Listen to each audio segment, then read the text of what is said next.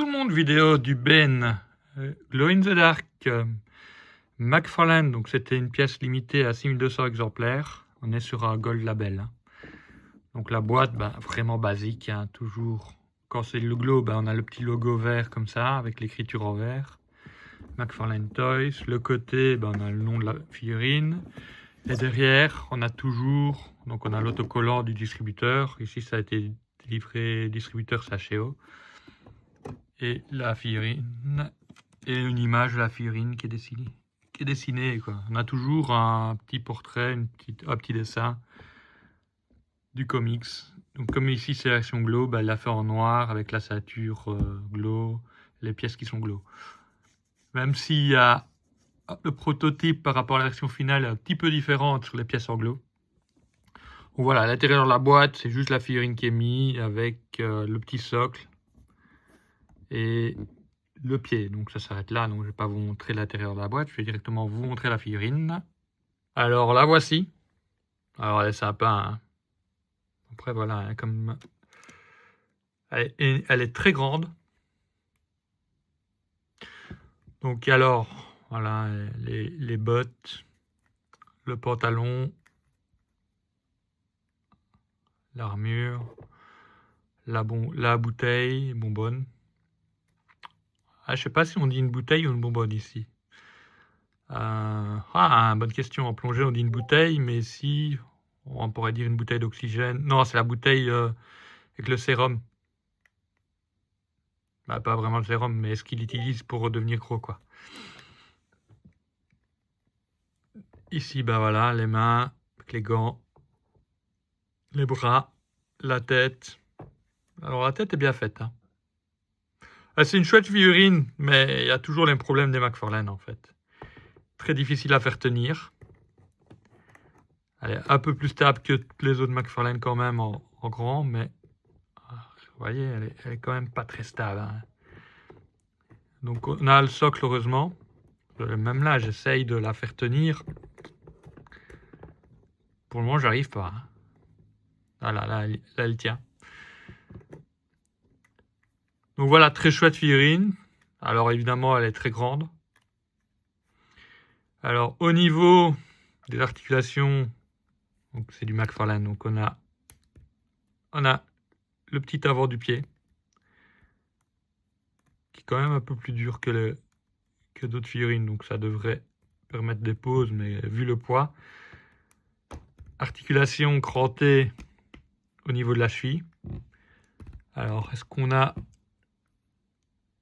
c'est très dur. J'arrive même pas à la manipuler. Je regarde si... Ouais, il y en a l'angle, mais c'est un angle avec la tige. Et donc ça fait... Ouais, on a un angle. Bon, voilà, c'est un angle où il va falloir l'étirer pour pouvoir le mettre une pause. Voilà, le log permet quand même de la faire tenir plus facilement. Alors, articulation double au niveau des genoux. C'est toujours avec McFarlane et on voit les pins, hein. Tout est cranté, bien cranté. Voilà. Donc j'ai dû forcer, hein. Alors en forçant, ça a un peu abîmé ici, tiens. Wow. Elle est très très dure. Il va falloir que je chauffe. Voilà, mais une fois qu'on a un peu manipulé, elle devient un peu plus facile. Articulation de hanche. Alors on pourrait aller à 90 degrés parce qu'ici on est sur du souple. Si je le mets comme ça, on est à 90 degrés devant, hein, sans problème. Alors, 90 degrés dans ce sens-là aussi, qui va permettre, voilà, 90 degrés avec l'articulation des pieds comme ça, sans aucun problème, on peut la faire tenir. Ouais, je disais qu'elle tient pas trop, mais en fait si, vu que les articulations sont très dures. Voilà, on peut... Elle tient. Les articulations, je vais devoir chauffer avant de faire une pause pour vous montrer. Alors, torse, très grande, j'ai du mal à cadrer. Voilà, torse bien rotatif. Voilà, ici, c'est mieux pour cadrer. Torse rotatif 360 degrés. Même si ça n'a pas lieu d'être, mais voilà, il est rotatif 360 degrés. Les mains sont loose par contre. Le peg est un peu petit, vous voyez. Mais bon, il n'y a pas d'accessoire, donc c'est pas grave, hein. On va juste la mettre comme ça, comme ça, comme ça. Donc ça ne bougera pas, que ça soit loose ou pas loose. Ça n'a pas d'importance. Alors, toujours les articulations, coude. Donc on n'est pas sur du double. Donc là, c'est du simple. Très dur. Donc pareil, je vais devoir chauffer pour la manipuler. Articulation d'épaule. Bah voilà, ça c'est des problèmes de McFarlane. Vous voyez, c'est quand même assez loose. Alors, c'est loose, mais à certains moments, voilà. Puis quand on remonte, on est déjà moins loose. Alors, articulation, donc on peut faire un T sans aucun problème. Donc ici, on a l'articulation. Rotatif, 360 degrés. Alors, on a une petite articulation. Je dis petite, à mon avis, elle est sur un Bolgen, mais avec les câbles, ouais, elle est sur un Bolgen. Je le sens. Donc voilà, mais avec les câbles, il faut faire gaffe. De toute façon, on n'ira jamais trop loin, hein. Et devant, arrière, non. Donc voilà pour la figurine. Rapide, hein, pour une fois. Elle est très belle. Et les articulations, au final, vu qu'elle est très raide pour le moment, on verra après, on arrive quand même à faire des pauses. Bah bon, voilà, vu la musculature, on va pas faire des grosses pauses non plus. Donc voilà pour la figurine. Alors on avait quelques petits accessoires, je vais vite vous les montrer. Alors le tout premier, c'est ceci. Donc c'est simplement le socle là, avec le logo DC qui est vert s'il brille dans la nuit. La carte avec le design du personnage. J'essaye de faire pour que, voilà, le design du personnage. Et ils disent ici que c'est bien une version limitée, 6200 exemplaires chez la 2933. C'est le certificat d'authenticité qu'on peut mettre sur un petit socle. Voilà le petit socle. Alors le socle, voilà, il est là. La qualité du socle, bah, c'est pas top, mais bon, on s'en fout un petit peu, réellement. C'est plutôt la figurine qu'on recherche. Il y en a toujours le logo DC ici en vert qui brille dans la nuit.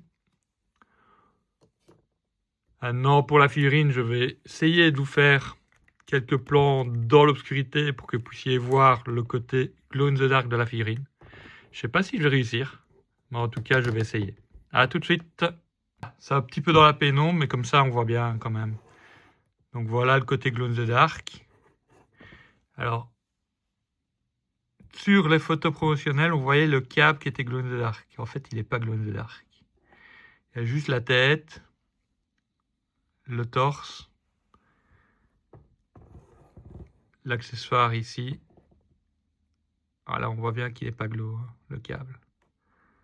Donc ici, on est dans une pénombre, hein. Je n'ai pas pu faire vraiment un noir complet, mais comme ça, vous pouvez voir quand même le côté glow. Et je peux aussi vous le mettre avec une lampe UV. Donc là, il y a une lampe UV, hein. Et là, on voit le côté glow in the dark, voilà, qui apparaît. Et alors, évidemment, bah, les câbles, comme ils sont en vert, avec une lampe UV, bah, on les voit, mais voilà. Donc, ils ne sont pas glow du tout dans la nuit, mais ils réagissent aux UV. Voilà. Je ne sais pas comment il arrive à faire du glow. Pour moi, à mon avis, c'est simplement une peinture qui est mise sur la peau.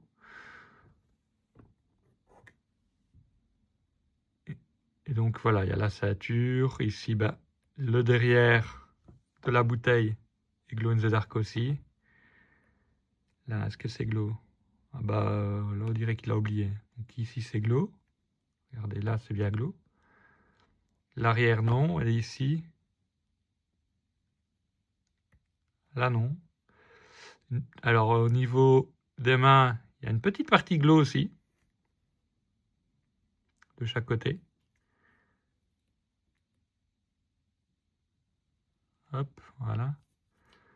Oh, voilà, donc il y a un peu de Glow. Elle n'est pas full Glow.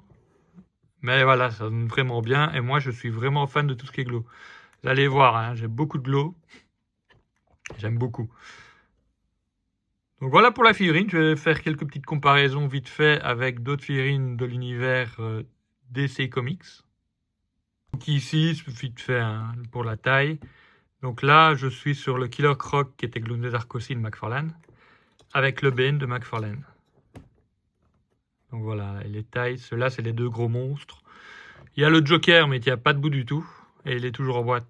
Donc pour le moment, je vous montre que les deux là. Après, bon, bah, on peut comparer avec... je vais comparer avec les classiques sur mes vidéos.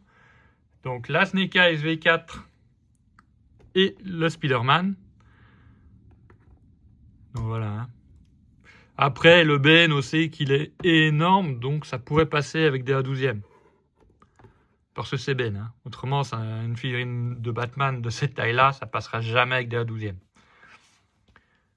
Donc voilà, comme comparaison avec le Marvel Spider-Man et le Snake Eyes V4. Comme j'ai fait la vidéo du Batman in Art juste avant, je peux comparer avec la Batman. Donc pareil, hein, on pourrait sans problème faire des dioramas avec un Ben de cette taille-là. Hein. On pourrait essayer voilà, qu'ils prennent... ouais, ça pourrait aller.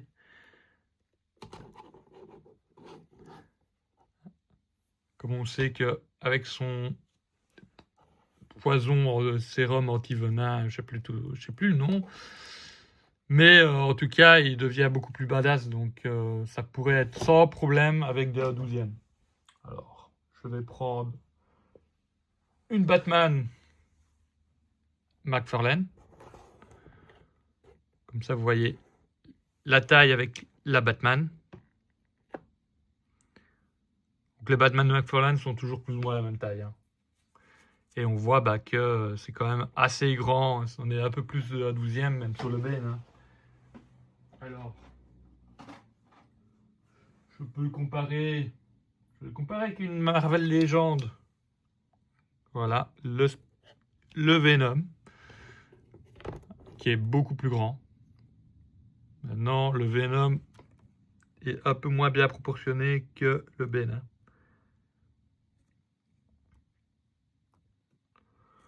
Après, est-ce que je peux encore la comparer avec autre chose? Je vais regarder vite fait. Alors, je peux comparer avec ça. Mais bon, ça vous avez moi. Donc c'est la Playart Venom designée. Voilà, donc c'est un Bane qui est assez grand. Et qui est assez volumineux maintenant, voilà. Il n'y a aucun problème. On est sur un Bane. Ça va avec des A12e. On peut faire des dioramas. Même s'il est un peu grand quand même. Donc voilà. Donc ici, voilà, je peux vous faire quelques petites pauses en tournant. Je vais en faire comme j'ai l'habitude de faire. Je vais vous faire quelques petites pauses.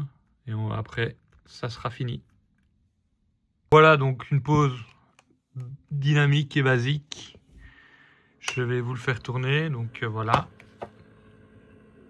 Donc ici, voilà, j'ai fait un petit peu comme s'il allait sauter sur quelqu'un. C'est ça que j'y paie. Donc voilà, elle tient. Il n'y a pas de problème. Celle-ci, elle tient. Après, je peux zoomer pour que vous puissiez voir un peu plus en détail la finition de McFarlane. Voilà.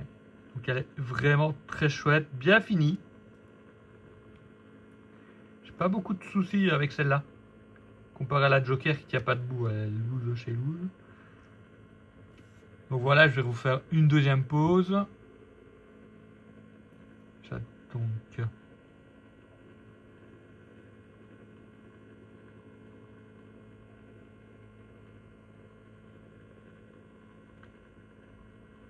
voilà une seconde pause. Donc ici, j'ai fait comme s'il levait la main. Donc ici, voilà, j'ai aussi mis des articulations un peu différentes. Et elle tient.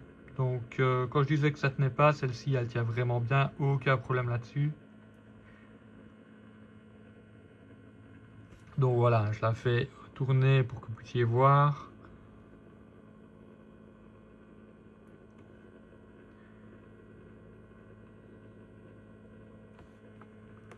Voilà. Donc voilà, est-ce que je vous la conseille? Oui. Maintenant, bon, si vous n'aimez pas le Glow in the Dark, il existe la version de base. Mais étant fan de Glow in the Dark, moi j'ai vu celle-là, j'ai foncé dessus.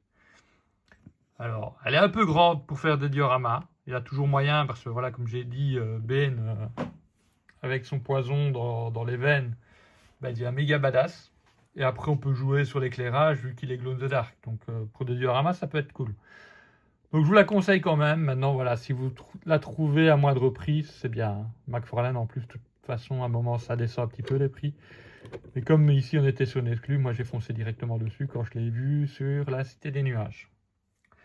Donc voilà, je vous remercie d'avoir regardé cette vidéo. Le petit pouce bleu, comme d'habitude, ça fait toujours plaisir. Les commentaires, je répondrai volontiers. Et je vous souhaite, pour le moment dans toutes les vidéos, un joyeux Noël. À une prochaine.